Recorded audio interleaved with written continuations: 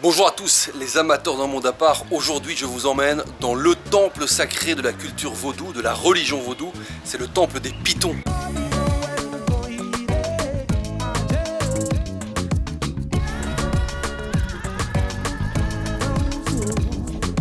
Nous sommes ici à Ouida, la capitale mondiale du vaudou. Ouida qui littéralement veut dire Piton. Alors pourquoi est-ce que les habitants de Ouida et puis les pratiquants du vaudou dans le monde entier vénèrent le Piton?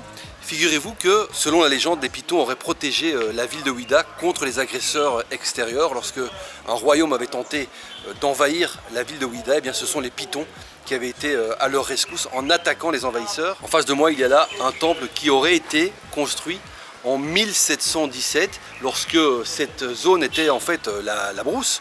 Il n'y avait que des forêts ici. Et ce temple aurait été préservé au fil des siècles pour aujourd'hui exister encore dans cet état-là. On va rencontrer Modeste, qui est le conservateur de ce temple et de ce musée. Il va nous montrer les Pitons eux-mêmes, car il y en a une cinquantaine ici. Vous devez remarquer ici, il y a au moins une cinquantaine. Regardez là, il y en a là par terre. Wow. Il y en a là par terre sur le truc, derrière la porte. De l'autre côté sur le mur. Je vais en prendre un. Voilà. Je le mets autour de mon cou. Et c'est froid, c'est des reptiles à sang froid. Ça n'a pas de dents, ça n'a pas de venin, ça ne mord pas. Et vous le faites même de le toucher, de le mettre, ça rentre dans une cave de purification. Ils sont à sang froid, nous on est à sang chaud.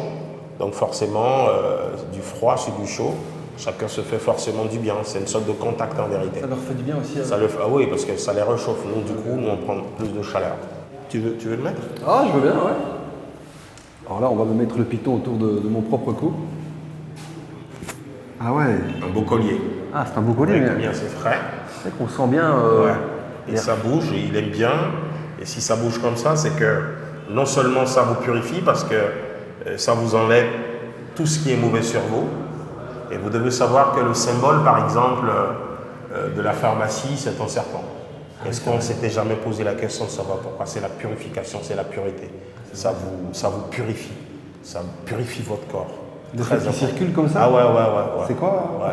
Ça veut dire que vous avez beaucoup de choses sur vous, pas de bien. Donc il est en train de vous purifier. Vous en avez besoin. Il vous fait des guilis.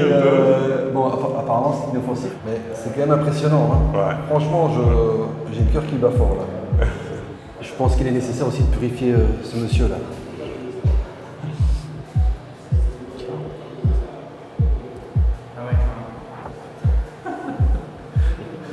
Il risque pas de tomber là? Non. Je vais vous enlever. Ça mange des rats et des souris. Les soirs, nous ouvrons la porte. Ils sortent, ils vont manger dans les maisons. La plus grande partie des pitons sont en liberté dans les maisons chez les gens. Donc c'est pour ça que les gens, régulièrement, ramènent le Piton ici? Exactement. Quand un adepte, par exemple, voit un piton, il s'agenouille, il le prend. Et en plus, quand il voit, par exemple, un piton mort, c'est qu'il a vu la mort de la divinité. Et de n'importe où il est, si ce n'est pas à Ouida, si c'est très loin de Ouida, il y a une petite cérémonie qu'il sait, qu'on nous montre déjà à la naissance, on le fait et on ramène, on peut enterrer le piton, mais on ramène quelque chose de là-bas pour ici. Et c'est ça qui représentera le piton pour l'enterrement du piton. Parce qu'on a le cimetière des pitons ici. Et ils sont enterrés exactement comme des hommes. Chez nous, on ne dit pas que le piton meurt. On dit la nuit est tombée, ils sont allés chercher du bois. Ils sont allés au marché. C'est des thèmes comme ça qu'on utilise parce que pour nous, une divinité ne meurt jamais.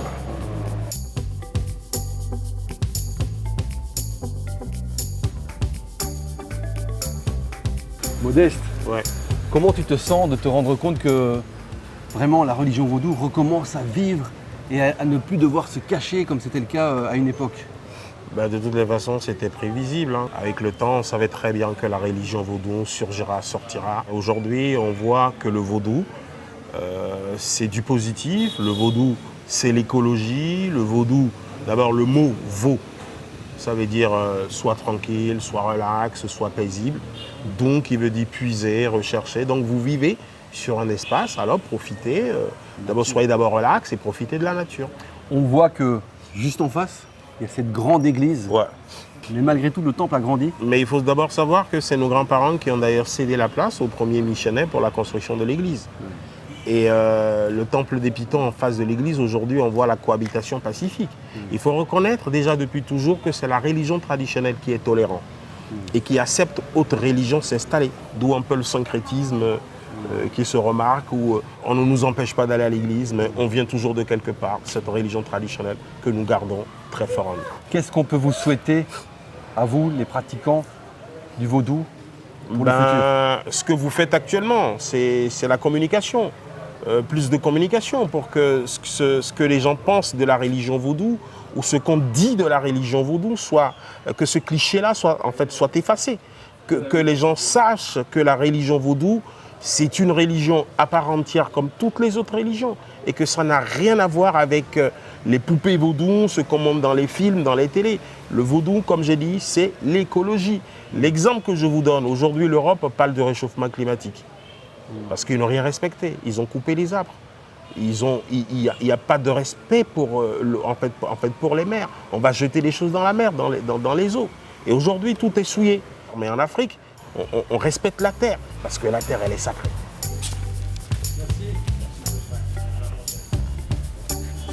Il y a un homme qui a ramené un python. Bonjour. On est à c'est la vipère. C'est pas un python? Non, c'est pas un python. C'est dangereux. Jean-Marie.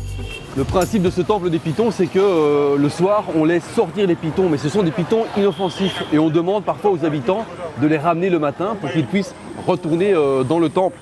Il se fait que ce monsieur derrière moi a ramené une vipère, mais une vipère sauvage et a priori plutôt dangereuse.